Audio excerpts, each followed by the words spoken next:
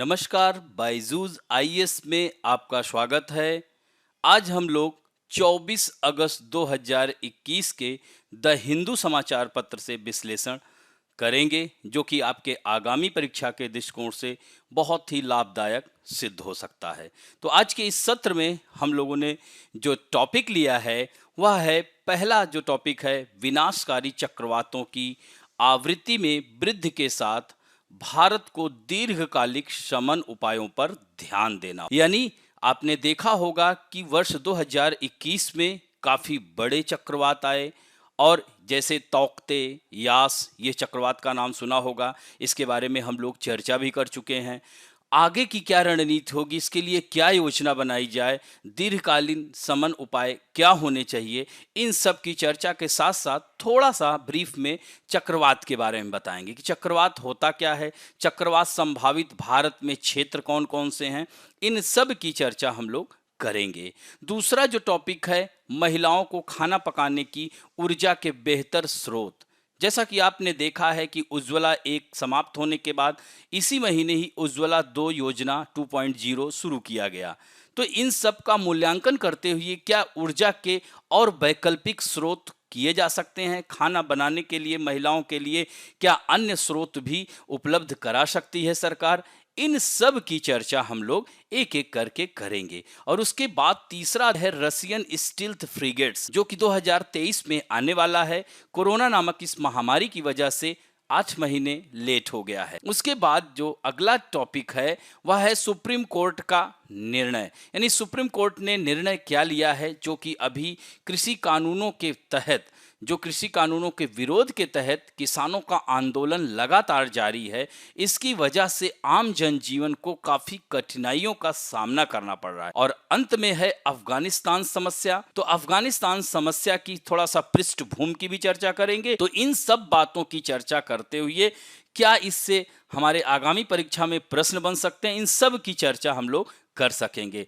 और अंत में मुख्य परीक्षा अभ्यास प्रश्न, इसमें हम लोग बात करेंगे प्रश्नों को कैसे सॉल्व किया जाए। तो आइए एक एक करके इस सत्र की शुरुआत करते हैं, जो कि दिल्ली एडिशन यानी पेज नंबर 6 पे, एडिटोरियल पेज पे आया हुआ है, Tauktae, Yaas and planning for next.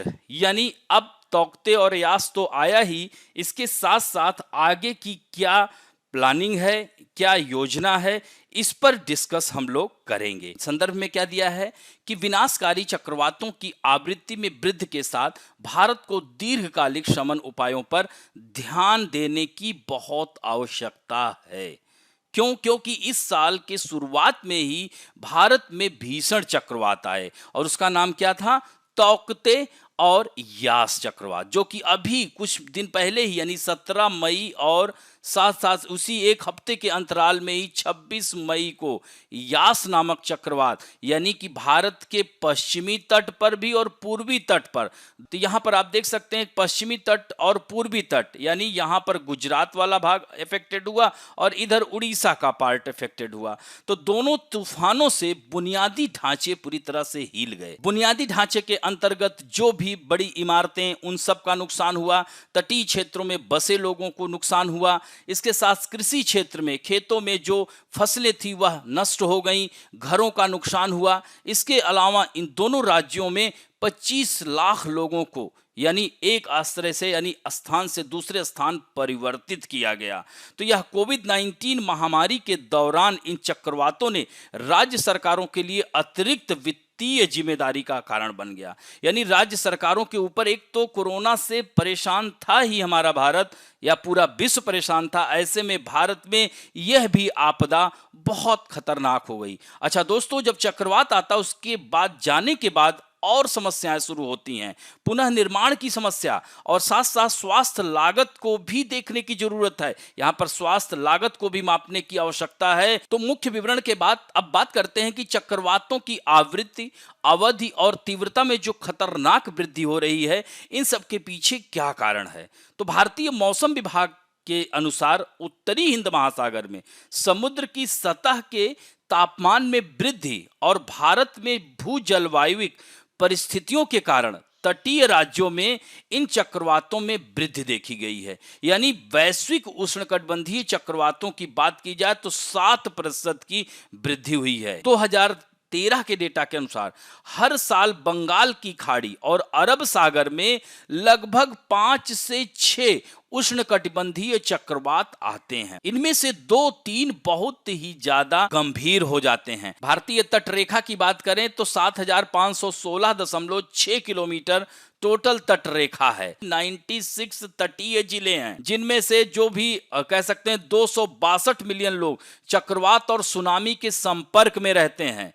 विश्व बैंक और संयुक्त राष्ट्र के अनुमान के अनुसार ये कहा जा रहा है कि 2050 तक 200 मिलियन शहर के निवासी तूफान और भूकंप के संपर्क में आएंगे और 1891 और तथा 2020 के बीच भारत के पूर्वी और पश्चिमी तटों को पार करने वाले 313 चक्रवातों में से 130 चक्रवात को गंभीर चक्रवाती तूफान के रूप में वर्गीकृत किया गया है। तो ये थोड़ा सा फैक्चुअल है, लेकिन इन्हें भी ध्यान देने की आवश्यकता है और यह लगातार चक्रवात की घटना घटित हो रही है। हालांकि एक बात और निकल कर आई है, आप इस आंकड़े से निकाल सकते हैं कि चक्रवातों के कारण होने वाली जो मौत 1999 में 10,000 थी, वह घटकर 2010 में मात्र 110 हो गई। तो यह महत्वपूर्ण गिरावट, इसके बारे में कहा जा रहा है कि हमने बेहतर चेतावनी प्रणाली, चक्रवात की भविष्यवाणी और बेहतर आपदा प्रबंधन जैसे समय पर निकासी, पुनर्वास और राहत विवरण के कारण थी। आप लोग सुने होंगे समाचारों में जब तौकते आया था तो उसके साथ साथ ही न्यूज और मीडिया में यह बताया जा रहा था कि यास भी पूर्वी क्षेत्र पर दस्तक दे सकता है। तो ऐसे में तटीय क्षेत्रों में बसे लोगों को चेतावनी दी गई, चक्रवात की भविष्यवाणी की गई, जिसकी वजह से लोगों को वहां से स्थानांतरित कर दिया गया। यही कारण है कि जान माल की कमी हुई। लेकिन यहां पर एक बहुत महत्वपूर्ण बात यह है कि आर्थिक नुकसान को अभी हम कम नहीं कर पाए हैं, तो इस पर भी ध्यान देने की आवश्यकता है। तो global climate risk index report के अनुसार चरम संबंधी मौसमी घटनाओं में लगातार घटना के कारण 2019 में भारत विश्व स्तर पर 7वां सबसे हिट देश का स्थान रखता है। यानी सबसे ज्यादा यहां पर चक्रवातों या मौसम संबंधी घटनाएं घटित हुई हैं। तो अब इन चक्रवातों के शमन उपाय क्या हो सकते हैं? तो 1999 का जब सुपर साइक्लोन आया था तो उड़ीसा सरकार ने विभिन्न चक्रवात शमन उपाय किए, जिसमें तटीय जिलों में चेतावनी प्रणाली को बनाया और अन्य कदम में उड़ीसा राज्य आपदा प्रबंधन प्राधिकरण की स्थापना की गई। तो चक्रवात शमन उपाय में आपने देखा कि उड़ीसा राज्य ने किया। इसके साथ साथ भारत में चक्रवात चेतावनी प्रणाली यानी चक्रवातीय निम्न दाब एवं उसके बाद का पता इसके क्षति के कुछ घंटे से लेकर कुछ दिन पूर्व तक लगाया जा सकता है। उपग्रह इन चक्रवातों के संचालन का पता लगा लेते हैं, जिसके आधार पर प्रभावित होने की संभावना वाले क्षेत्रों से लोगों को बाहर निकाल लिया जाता है।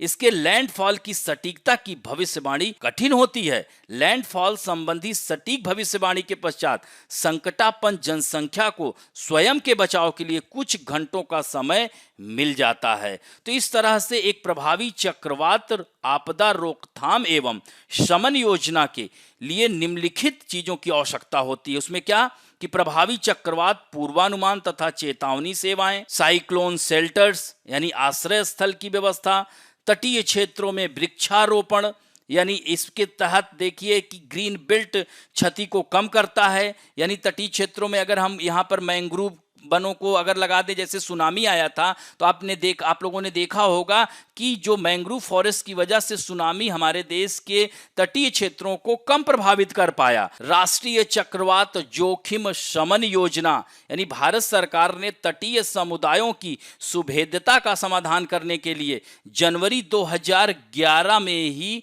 आंध्र प्रदेश तथा उड़ीसा के लिए राष्ट्रीय चक्रवात जोखिम शमन योजना का पहला चरण आरंभ किया था और दूसरे चरण को केंद्र प्रायोजित योजना के रूप में गोवा, गुजरात, कर्नाटक, केरल, महाराष्ट्र, पश्चिम बंगाल राज्यों में लागू करने के लिए केंद्रीय मंत्रिमंडल द्वारा 2015 में इसकी स्वीकृति दे दी गई थी।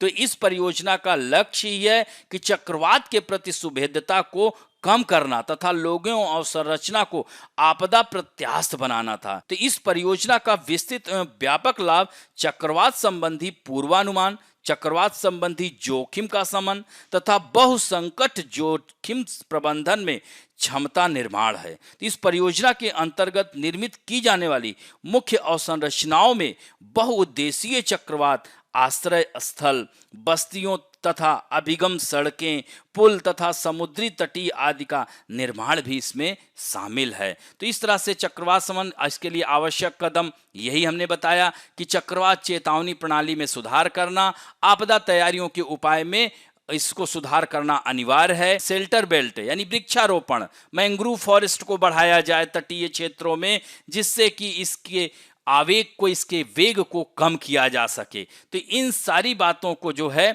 यह आवश्यक कदम के तहत आपदा न्यूनीकरण उपायों को सामूहिक रूप से डिजाइन करने के लिए केंद्र और संबंधित राज्यों के बीच स्वस्थ समन्वय आवश्यक है। ये बहुत आवश्यक है कि राज्य और केंद्र के बीच समन्वय, जिससे कि लोगों की जान माल को सुरक्षित किया जा सके। अब दोस्तों, वर्तमान में इसके प्रति चुनौतियां क्या क्या हैं? तो राष्ट्रीय तथा स्थानीय स्तरों पर नियोजन तथा समन्वय की कमी के कारण जारी की गई चेतावनी के संबंध में पर्याप्त कार्रवाई न कर पाने के साथ साथ लोगों द्वारा इनके जोखिम को ना समझ पाना, यह सबसे बड़ी चुनौती है। संचार संबंधी सहायता का अभाव, इसका क्या मतलब हुआ कि संचार संबंधी टर्मिनल एंड उपकरणों तथा संचार सहायक उपकरण सहायता का अभी पूरी तरह से विकास नहीं हो पाया है। तो आपदाओं के प्रति प्रभावी प्रत्यास्था के निर्माण हेतु आपदा प्रबंधन में आधारभूत स्तर की भागीदारी का अभाव है और पूर्णतः स्वचालित तथा आधुनिक संचालन केंद्र का अभाव। तो यह जो है इसमें बहुत महत्वपूर्ण यह हो जाती है कि एनडीएमए तथा गृह मंत्रालय में ऐसे पूर्णतः स्वचालित तथा आधुनिक संचालन केंद्र का अभाव, जिसमें रोजमर्रा की गतिविधियों तथा साथ ही आपदाओं के समय के लिए सभी टर्मिनल इंड सुविधाएं तथा संचार कनेक्टिविटी उपलब्ध हों। तो यह सब चुनौतियां हैं। तो इसको चुनौतियों के अंतर्गत लिखेंगे तो बहुत ही अच्छा उत्तर निकल करके आएगा। अब देखिए, यहीं पर थोड़ा सा भारत के चक्रवात संभावित क्षेत्र आप देख सकते हैं। यहां पर ये देख रहे हैं ना, तो यहां से ये तटीय क्षेत्रों पे ही चक्रवात इफेक्ट डालता है।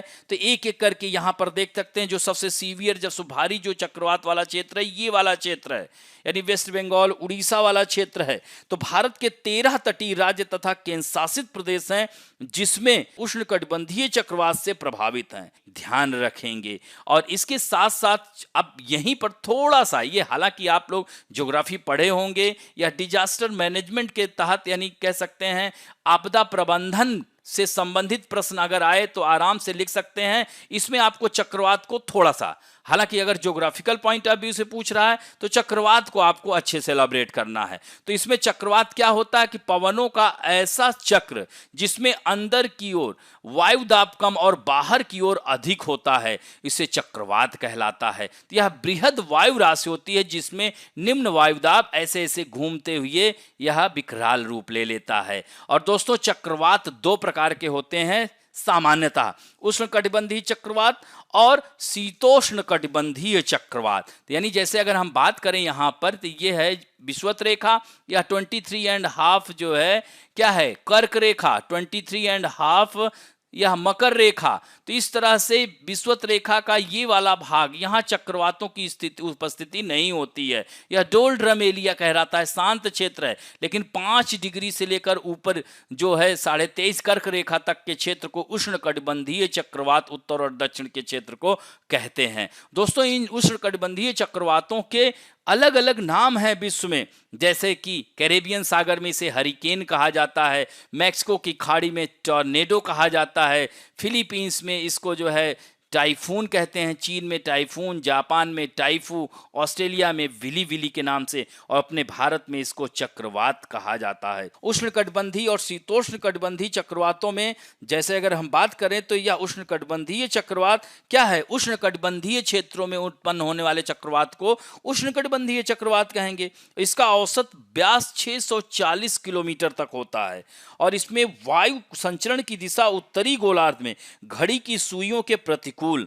तथा दक्षिणी गोलार्ध में अनुकूल दिशा में होती हैं और उष्णकटिबंधीय चक्रवात अत्यधिक शक्तिशाली, विनाशकारी, खतरनाक तथा घातक वायुमंडलीय तूफान होते हैं। और यहीं पर थोड़ा सा शीतोष्णकटिबंधीय चक्रवात जान लीजिए। तो यह कर्क रेखा के ऊपर वाला क्षेत्र है, इसे शीतोष्णकटिबंधीय चक्रवात कहा जाता है। यानी 35 डिग्री से लेकर के 65 डिग्री अक्षांश के बीच में यह चक्रवात उत्पन्न होते हैं। तो यानी कह सकते हैं मिड लैटिट्यूड में, यानी मध्य अक्षांशों में निर्मित वायु विक्षोभ के केंद्र में निम्न दाब तथा बाहर की ओर उच्च दाब होता है और इस चक्रवात में समदाब रेखाएं वी के आकार की होती हैं और इसका निर्माण दो विपरीत स्वभाव वाली वायु राशि यानी ठंडी और उष्णार्ध वायु राशि के मिलने के कारण होता है। और यह जो है जनरली क्या कहा मैंने यहाँ, तो यह इसे शीतोष्णकटिबंधीय चक्रवात, और जहां पछुआ पवनों के प्रभाव में यह पश्चिम से पूर्व दिशा की ओर गति करते हैं।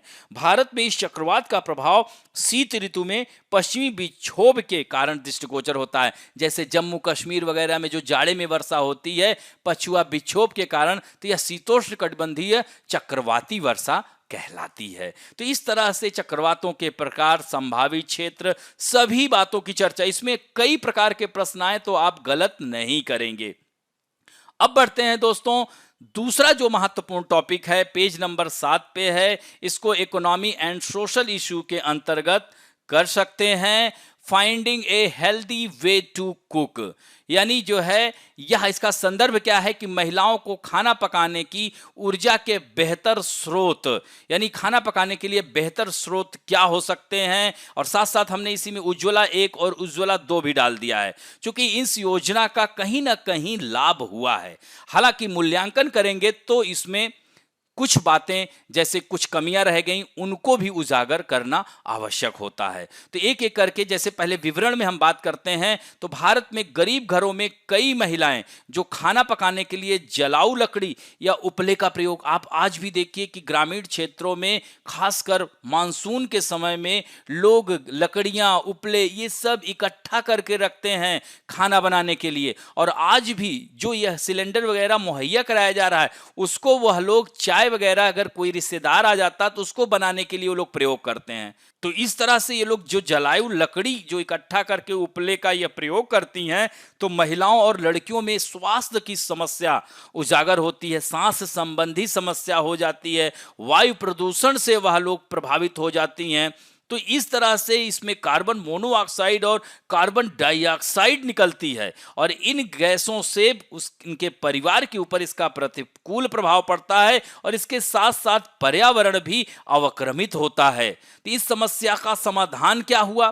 तो इसके लिए सरकार 1980 से ही यानी 80 के दशक में ही धुआं रहित या खाना पकाने के लिए कुशल चूल्हे का प्रयोग, ईंधन कुशल चूल्हे का प्रयोग करना शुरू किया और बेहतर चूल्हे पर राष्ट्रीय कार्यक्रम 1984 में ही सरकार लाई और भारत ने प्रायोगिक आधार पर पहल योजना के तहत जून 2013 में तरलीकृत, अब जैसे ये दोनों प्रयोग तो किया गया लेकिन बाद में इस सब्सिडी को घटाने की बात आई और यह जो है फिर सक्सेस नहीं रहा। 2013 में तरलीकृत पेट्रोलियम गैस यानी एलपीजी की शुरुआत की गई। तो इस योजना के तहत 291 जिलों को कवर किया गया। उसके बाद इसको उसमें इतने लोगों को दायरे में लाया और इसमें जो है सार्वजनिक स्वास्थ्य यानी महिलाओं पर घरेलू वायु प्रदूषण से जो उत्पन्न सार्वजनिक स्वास्थ्य के बोझ को कम करने की उम्मीद की गई थी। बढ़ती आयु के साथ निम्न वर्गों के इस योजना के दायरे में आने की उम्मीद थी और यह सोचा भी गया कि इस योजना से शिक्षा, अवकाश और श्रम बाजार तक महिलाओं की पहुंच में सुधार होगा और पर्यावरण, जलवायु और मानव स्वास्थ्य में भी सुधार होगा। हाँ, तो इस तरह से फिर इसी को देखते हुए 2016 में मोदी सरकार ने प्रधानमंत्री उज्ज्वला योजना के रूप में यह जो है एलपीजी योजना को शुरू किया और नीति आयोग का यह निर्णय था कि 2025 तक एलपीजी की सार्वभौमिक पहुंच के लिए एक रोड मैप भी तैयार किया और एलपीजी की सब्सिडी 2016 और 17 में 12,000 करोड़ रुपए से बढ़ाकर 17-18 में 21,000 करोड़ रुपए कर दी गई। तो इस तरह से 94% सितंबर 2019 तक सभी घरों में एलपीजी कनेक्शन था, जो 2014-15 में मात्र 56% था। सोचिए, तो इस तरह से हालांकि सरकार ने कोशिश लगातार की, लेकिन मूल्यांकन अध्ययनों के अनुसार अगर हम बात करें तो कई एलपीजी कनेक्शन धारक अभी तक जलाऊ लकड़ी और उपले जैसे अन्य ईंधन का प्रयोग कर रहे थे।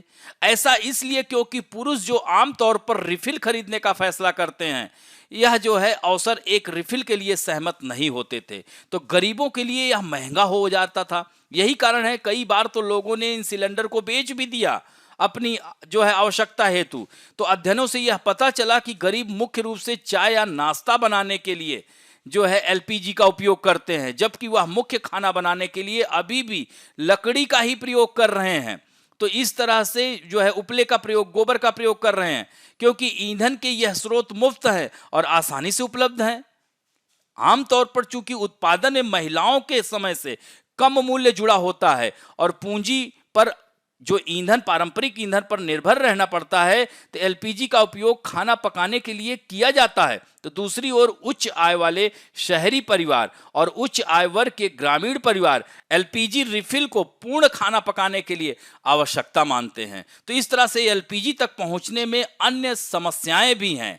तो यह योजना, इसके बारे में हमने यहाँ पर दिया हुआ है, उज्ज्वला योजना, और यह समस्याएं, इसका थोड़ा सा मूल्यांकन भी कर सकते हैं। तो ये सब मूल्यांकन के ही अंतर्गत हो रहा है कि 48% परिवारों ने एलपीजी का इस्तेमाल किया, लेकिन आंशिक रूप से। तो इसमें समस्याएं प्रशासनिक हैं और इसमें एलपीजी वितरण केंद्रों की दूरी, लंबा प्रतीक्षा का समय, एलपीजी सिलेंडर की बढ़ती लागत। आप आए दिन सुन रहे होंगे कि एलपीजी के सिलेंडर के दाम बढ़ रहे हैं। तो यह सब को देखते हुए, यह इसका मूल्यांकन करते हुए आगे बढ़ते हैं, तो इसके वैकल्पिक स्रोत पर भी हम ध्यान दे सकते हैं।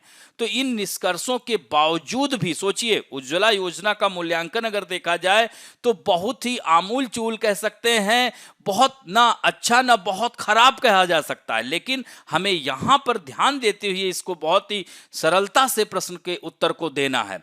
तो इन निष्कर्षों के बावजूद भी प्रधानमंत्री ने हाल ही में उज्ज्वला 2 योजना की शुरुआत की। तो उज्ज्वला 2.0 उत्तर प्रदेश के ही महोबा डिस्ट्रिक्ट से शुरू की गई और इसमें तहत 1 करोड़ अतिरिक्त जो कनेक्शन का उद्देश्य उन कम आय वाले परिवारों को जमा मुक्त एलपीजी कनेक्शन प्रदान करना है, जिन्हें जो है प्रधानमंत्री उज्ज्वला योजना के पहले चरण के तहत कवर नहीं किया गया था। यानी उज्ज्वला 1 के तहत जो छूट गए थे, तो अभी इसमें कमी निकालने की बजाय उज्ज्वला 2 का हमें वेट करना चाहिए। तो स्पष्ट है कि योजनाओं ने उज्ज्वला 1 के मूल्यांकन अध्ययन और योजना के प्रदर्शन पर आधिकारिक आंकड़ों को नहीं देखा। एलपीजी सिलेंडर गरीबों के लिए प्राथमिकता नहीं है, वे कभी कभी अपनी जरूरतों को पूरा करने के लिए सिलेंडर बेच भी देते हैं। तो इस तरह से एक आकार में कह सकते हैं कि यह सभी में फिट नहीं हो सकता है। तो अब इसके लिए क्या है कि महिलाओं को खाना पकाने के लिए और भी बेहतर स्रोत की आवश्यकता होती है। निसंदेह करोड़ों गरीब और मध्यम वर्ग की महिलाओं को खाना पकाने की ऊर्जा के बेहतर स्रोतों की भी जरूरत है, जो समय बचाने वाले, स्वास्थ्य, आसानी से सुलभ और सस्ती हों।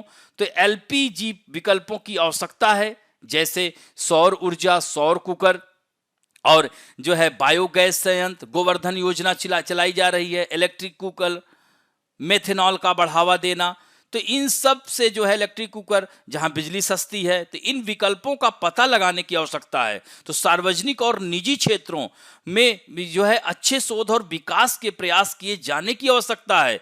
जैसा कि एक समाधान सभी के लिए उपयुक्त नहीं हो सकता है, लेकिन घरों को ऊर्जा स्रोतों का एक सेट प्रदान करने की आवश्यकता है, ताकि उनमें अपने उपयुक्त ऊर्जा मिल सके और भारत में महिलाएं सस्ते और कुशल विकल्पों के माध्यम से ही खाना पकाने के लिए ऊर्जा सुरक्षा प्राप्त कर सकें। तो यह सब बेहतर स्रोत हो सकते हैं।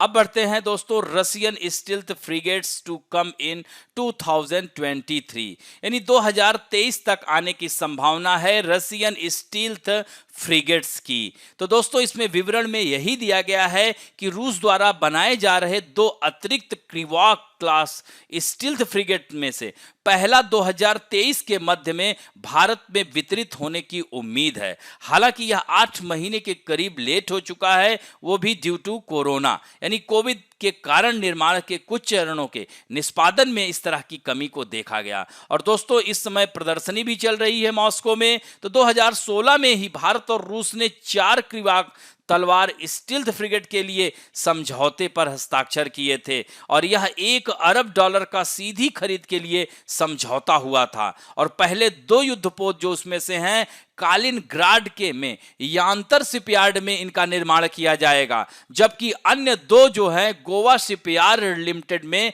बनाए जाएंगे। तो ये जो नए क्रिवाक फ्रिगेट हैं, वही इंजन और आर्मामेंट कॉन्फ़िगरेशन मौजूद है जो यांतर शिपयार्ड में निर्मित 3 युद्धपोतों आईएनएस तेग, तरकश और त्रिकंद में शामिल हैं। और यह ब्रह्मोस एंटीशिप और लैंड अटैक मिसाइलों से लैस होंगे। नवंबर 2018 में गोवा शिपयार्ड लिमिटेड ने रूस के रोसोबोरो एनएक्सपोर्ट के साथ स्थानीय रूप से 2 फ्रिगेट के निर्माण के संबंधी डिजाइन और विशेषज्ञ सहायता के लिए $500 मिलियन के सौदे पर भी हस्ताक्षर किया था। और जनवरी 2019 में रक्षा मंत्रालय और जीएसएल के बीच इस अनुबंध पर हस्ताक्षर हुए थे। और वर्तमान में अगर बात की जाए मौजूदा समय में युद्धपोत, तो नौसेना पहले से ही 6 क्रिवाक 3 फ्रिगेट का प्रयोग कर रही है। इनमें से पहले 3 जो है जून 2003 और 2004 के बीच नौसेना के बेड़े में इसे शामिल किया गया था, जबकि अन्य 3 2012 और 13 के बीच में शामिल किया गया था। तो वर्तमान अनुबंध के साथ, मौजूदा अनुबंध के साथ नौसेना 10 क्रिवाक युद्धपोतों का संचालन करेगी। अब यहीं पर थोड़ा सा भारत रूस रक्षा संबंधों, चूंकि रक्षा संबंध भी एक अभूतपूर्व, कह सकते हैं अभिन्न पहलू है, यह स्तंभ है, कह सकते हैं किसी भी देश के, कह सकते हैं विदेश जो संबंधों में, तो रक्षा संबंध भी बहुत महत्वपूर्ण भूमिका निभाता है। तो इसमें जो है रक्षा संबंध के अंतर्गत मौजूदा परियोजनाओं की स्थिति और सैन्य तकनीकी सहयोग ने अन्य मुद्दों पर चर्चा और समीक्षा करने के लिए दोनों देशों के रक्षा मंत्री बारी बारी से एक दूसरे देश में जाकर के अपने रक्षा संबंधों को और मजबूत बनाते हैं। और दोनों पक्ष यानी भारत और रूस सफलतापूर्वक AK-203 राइफल अनुबंध पर भी समझौता किया है। अभी आप लोगों ने देखा ही होगा, करीब 70,000 AK-203 राइफल जो कि इंसास की जगह स्थान लेगी, उसको जो है लाने की बात की गई है। तो इस तरह से दोनों देश जो है यूटिलिटी हेलीकॉप्टर आपूर्ति के क्रियान्वयन के लिए भी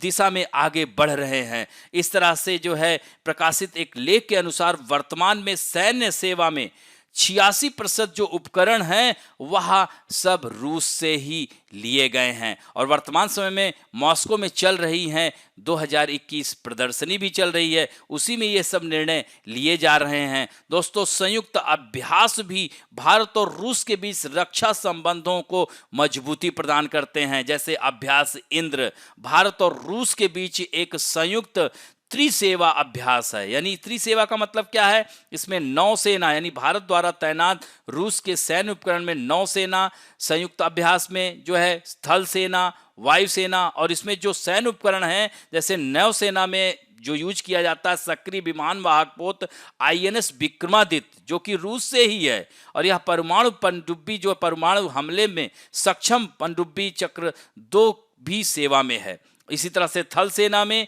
जो है KT-90 और T-72 मुख्य युद्धक टैंक लगे हैं, ट्रायम्फ मिसाइल सिस्टम लगा हुआ है। इसी तरह से वायुसेना के लिए Su-30 MKI फाइटर का प्रयोग कर रहा है भारत। तो इस तरह से भारत रक्षा संबंधों को सहायता से यह प्रश्न जैसे कह सकते हैं कि दोनों देश एक दूसरे को मजबूत स्थिति प्रदान करते हैं। तो इस तरह से अगर कोई प्रश्न आ जाता है तो दोनों की पृष्ठभूमि में इन दोनों के रक्षा संबंधों की चर्चा करते हुए वर्तमान परिप्रेक्ष्य में लिखने का प्रयास कर सकते हैं। अब बढ़ते हैं दोस्तों, protest can not hinder traffic से सुप्रीम कोर्ट, यानी सुप्रीम कोर्ट। अब देखिए यह पेज नंबर 1 पे आई हुई खबर है, इसको GS के पेपर सेकंड पॉलिटी के अंतर्गत हम डाल सकते हैं। यानी सुप्रीम कोर्ट का कहना है कि किसानों का प्रदर्शन का अधिकार है लेकिन यातायात अवरुद्ध नहीं कर सकते हैं। तो इस तरह से कठोर निर्णय लेते हुए सुप्रीम कोर्ट ने कहा है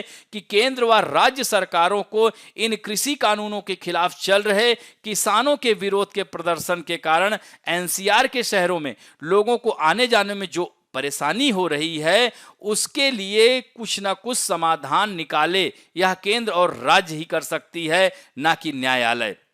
तो इसका जो सॉल्यूशन है, इसका समाधान है, न्यायालय के पास नहीं है। जस्टिस संजय किशन कौल और जस्टिस ऋषिकेश रॉय की पीठ ने कहा है कि किसानों को विरोध करने का अधिकार है, लेकिन सड़कों को अनिश्चित काल के लिए अवरुद्ध नहीं कर सकते। और यह याचिका नोएडा निवासी ने यह डाली है कि जहां 20 मिनट का समय लगता है, 2 घंटे का समय लगता है दिल्ली जाने में। तो इस तरह से लोग जो प्राइवेट जॉब कर रहे हैं, अगर आप देखते हैं प्राइवेट कंपनियों में थोड़ा लेट हो जाता है तो तुरंत मालिक जो है टोकता है, तो ऐसे में उनकी नौकरी जाने का भी खतरा है। अब उनके रहन सहन, जीवन जीने का अधिकार, सीधे सीधे यह मौलिक अधिकारों का हनन होता है। तो सुप्रीम कोर्ट का निर्णय है कि नागरिकों के मूल अधिकारों को बचाए रखने के संदर्भ में यह काफी महत्वपूर्ण है, और उसने सीधे बोला है कि यह राज्य की ड्यूटी है कि इन लोगों के मौलिक अधिकारों की रक्षा करे। तो इस तरह से यह जो है किसानों को भी कह सकते हैं कि आंदोलन कर सकते हैं,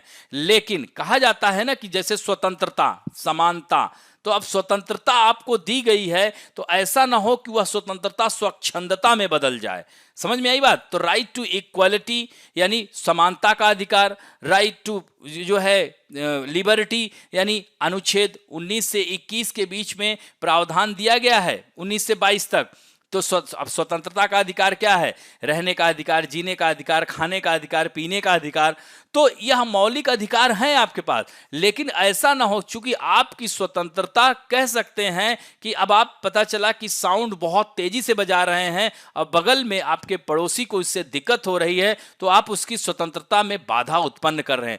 ऐसे में वो आपके खिलाफ न्यायालय जा सकता है। तो इस तरह से ऐसा ना किया जाए कि लोगों को जो है असुविधाएं हों, लोगों के जो है कर्तव्यों का पालन करने में परेशानी हो। तो ऐसे में न्यायालय ने सीधे सीधे जो सॉलिसिटर जनरल थे उनसे सीधे बोला कि आप लोग कर क्या रहे हैं, केंद्र और राज्य इसको मिल करके इस समस्या का समाधान करें।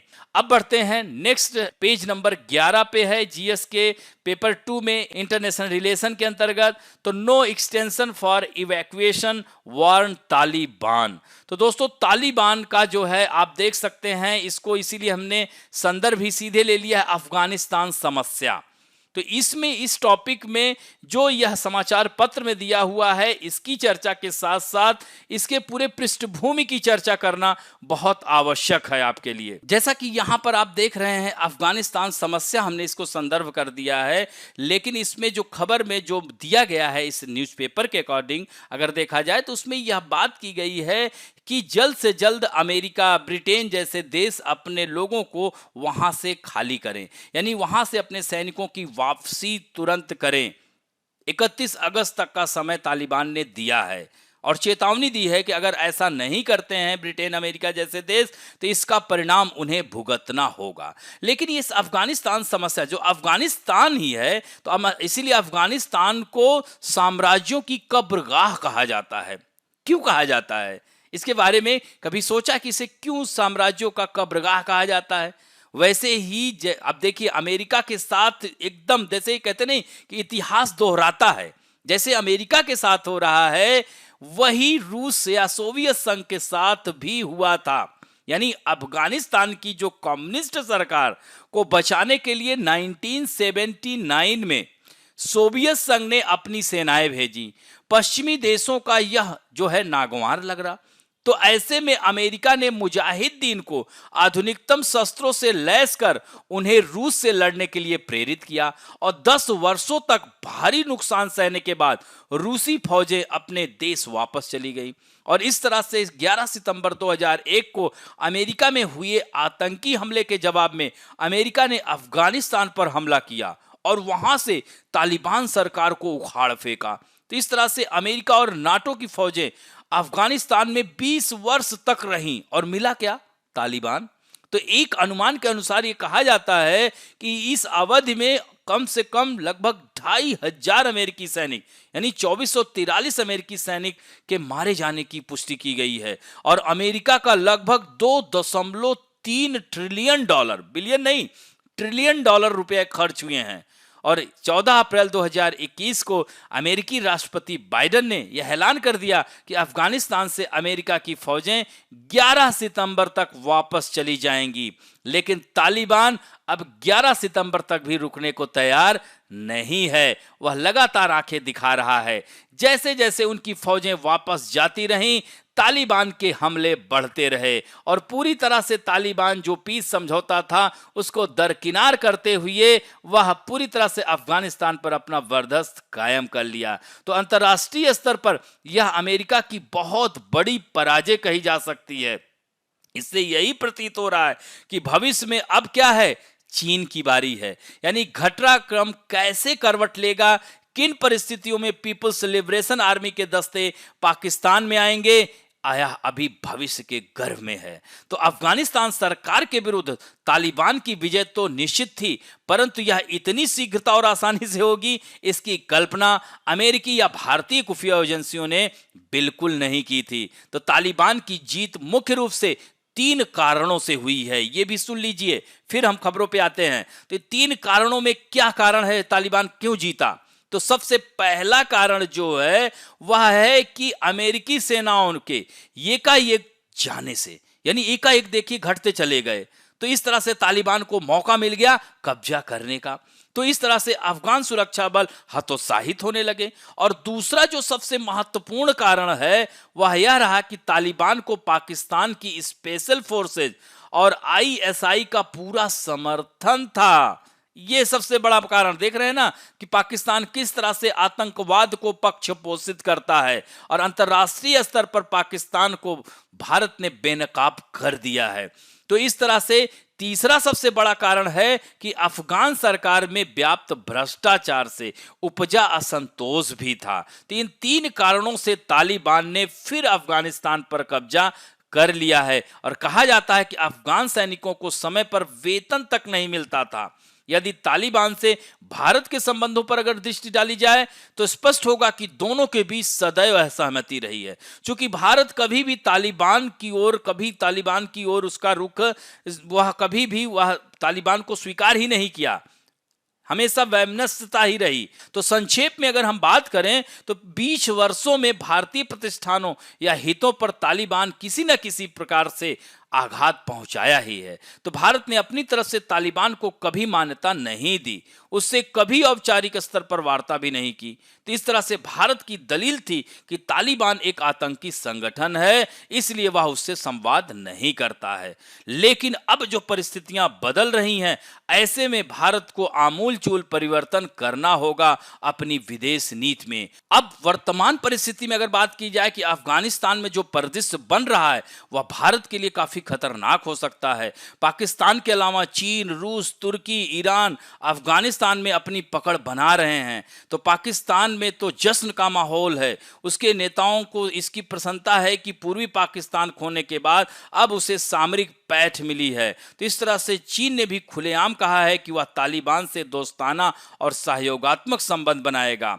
चीन की दूरगामी नीति यह भी है कि वह बिल्ट एंड रोड परियोजना को अफगानिस्तान भी ले जाएगा। इसके अलावा अफगानिस्तान की खनिज संपदा का भी चीन को लाभ, वहाँ लिथियम के लिए जो आयरन बैटरी है, वह लिथियम के लिए वहाँ खूब सारा भंडार है। तो रूस की यह खुशी है कि अमेरिका ने उनके साथ जैसा किया था वैसा ही उसके साथ हुआ। तो इस तरह से तुर्की की महत्वाकांक्षा यह है कि वह वैश्विक स्तर पर इस्लामिक देशों का नेतृत्व करे और ईरान का रवैया कुछ सतर्कतापूर्ण है।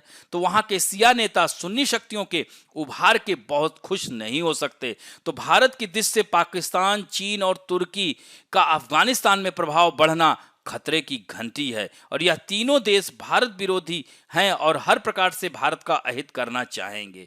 तो इस तरह से पूरा यह जो सिनेरियो है, इसको देखते हुए भारत को थोड़ा सा परिवर्तन देखना होगा। और इसके अलावा आप देख सकते हैं लश्कर ए तोयबा जैसे मोहम्मद के हौसले भी पहले से ज़्यादा बुलंद होंगे और ये दोनों संगठन कश्मीर में अपनी आतंकी गतिविधियों और तीव्र कर सकते हैं। तो इस तरह से इस्लामिक स्टेट फिलहाल अधिक सक्रिय नहीं है, परंतु अफगानिस्तान की जमीन में उसे फिर से पनपने के लिए अनुकूल वातावरण मिलेगा। तो अब भारत के सामने क्या विकल्प होना चाहिए? एक दूरदर्शी नेतृत्व कठिन परिस्थितियों में भी सफलता का रास्ता खोज लेता है। तो भारत को भी कुछ ऐसा ही करना होगा, जिससे भारत जो है पहले तालिबान के संपर्क में यह बताना होगा कि हमारी प्रतिबद्धता और लगाव अफगान जनता के प्रति रहा है और भविष्य में भी रहेगा। विकास के लिए हमने जो करोड़ों रुपए वहां लगाए हैं वह अफगान जनता की भलाई और प्रगति के लिए था। हमें अपने दृष्टिकोण स्पष्ट रूप से रखना पड़ेगा और अफगानिस्तान को बताना होगा कि उसकी भूमिका भारत में आतंक को बढ़ावा देने के लिए इस्तेमाल नहीं होना चाहिए। यदि ऐसा आश्वासन मिलता है तो अच्छी तरह से परखने के बाद भारत अफगानिस्तान की सरकार को मान्यता देने पर विचार कर सकता है। इसके अलावा हमारी खुफिया एजेंसियों को पश्तून राष्ट्रवादी तत्वों से संपर्क कर उन्हें सशक्त बनाने का प्रयास करना होगा। डूरंड रेखा को लेकर अफगानिस्तान और पाकिस्तान में मतभेद है, इसका भी लाभ उठाया जा सकता है। चीन उइघुर मुसलमानों पर जो अत्याचार कर रहा है उसकी सही तस्वीर भी अफगानिस्तान की जनता और सरकार के सामने रखने का प्रयास होना चाहिए। चीन और तालिबान की दोस्ती विशुद्ध अवसरवादी है और इन दोनों पक्षों को अप्राकृतिक तालमेल जितना बिगड़े उतना विश्व शांति के हित में होगा। तो ये मैंने पूरा जो है इसका कह सकते हैं कंक्लूजन निकाल दिया। और जो खबर में दिया गया है कि अब तालिबान अमेरिका को आंख दिखाना शुरू कर दिया। उसने चेतावनी दी है कि अपने सैनिकों को 31 अगस्त तक वापस बुलाओ, और सैनिकों की वापसी का काम पूरा नहीं हुआ तो अमेरिका को इसके परिणाम भुगतने होंगे। और जबकि अमेरिकी राष्ट्रपति ने, मैंने खबर में बताया कि 11 सितंबर 2021 तक वापस बुला लेंगे उन्होंने कहा था। हालांकि इस बाद में इस डेडलाइन को 31 अगस्त कर दिया था, लेकिन लग नहीं रहा है वहां पर अराजकता जिस प्रकार फैल रही है अभी पूरे सैनिक नहीं जा पाएंगे। ब्रिटेन ने भी इसीलिए G7 की बैठक बुलाई है ब्रिटेन ने, और इस तरह से इस समस्या का समाधान कर सकें। और इस तरह से आधे से अधिक अमेरिकी सैनिक स्वदेश लौट चुके हैं, लेकिन अभी जाने में समय है। आज 24 अगस्त हो गया है, 31 अगस्त तक नहीं पूरा हो पाएगा, लेकिन तालिबान ने चेतावनी दे दी है। तो इस तरह से हमने इसके बारे में पूरा आपको बताया। अब बढ़ते हैं मुख्य परीक्षा अभ्यास प्रश्न में। 2 प्रश्न दिए गए हैं। विनाशकारी चक्रवातों की आवृत्ति में वृद्धि के साथ भारत को दीर्घकालिक शमन उपायों पर ध्यान देने की आवश्यकता है, चर्चा करें। इसे 15 अंकों में, जैसे मैंने क्या कहा, सर्वप्रथम जो है भूमिका में कि यह आवृत्ति में जो वृद्धि हो रही है, चक्रवात को थोड़ा सा बताएं, और फिर उसके बाद भारत किस तरह से दीर्घकालिक शमन उपायों यानी आने वाले चक्रवातों से निपटने के लिए क्या प्रबंध कर रहा है, उन सबको मुख्य विवरण के अंतर्गत डालें और अंत में निष्कर्षतः लिखें। तो यह चुनौतियों को भी बताएं कि क्या क्या चुनौतियां हैं, लेकिन इन चुनौतियों को अब धीरे धीरे समाप्त किया जा रहा है। तो इन सब बातों की चर्चा करते हुए तीनों भाग में उत्तर को लिखें। इसी तरह से दूसरा प्रश्न है, कई प्रमुख योजनाओं और कार्यक्रमों के बावजूद एलपीजी सिलेंडर का उपयोग कम क्यों रहता है, स्पष्ट करें। तो इस तरह से कह सकते हैं कि अब सबसे पहले तो योजनाएं क्या हैं, तो प्रमुख भाग में इसमें भूमिका में योजनाओं की चर्चा कर सकते हैं, उज्ज्वला योजना की चर्चा कर सकते हैं और भी जिक्र किया है। फिर उसके बाद एलपीजी सिलेंडर का उपयोग कम क्यों हो रहा है, तो यह इसके पीछे क्या कारण है, सामाजिक, आर्थिक, राजनीतिक, प्रशासनिक क्या कारण है, उन सब को बेहतर ढंग से लिखने का प्रयास करिए। और साथ साथ इसके विकल्प भी क्या हो सकता है उसकी भी चर्चा इसमें कर सकते हैं। तो इस तरह से इन दोनों प्रश्न के उत्तर को लिख करके अवश्य चेक कराएं। और दोस्तों, आशा करता हूं कि आज का क्लास आप लोगों को अच्छा लगा होगा, और अच्छा लगे तो प्लीज लाइक, शेयर, सब्सक्राइब और बेल आइकन दबाना ना भूलें। धन्यवाद।